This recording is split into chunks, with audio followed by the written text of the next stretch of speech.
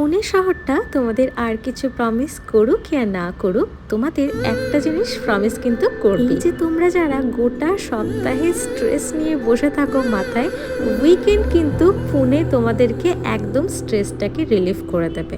আর আজকে আমরা সেই স্ট্রেস রিলিফ করতে কোথায় যাচ্ছি সেটাই তোমাদের সাথে শেয়ার করবো। চলো, একটু আগে তোমরা যে দেখতে পেলে পাহাড় থেকে ধোঁয়া বেরোচ্ছিল, সেটার মিস্ট্রিটা এবার তোমাদের বলি।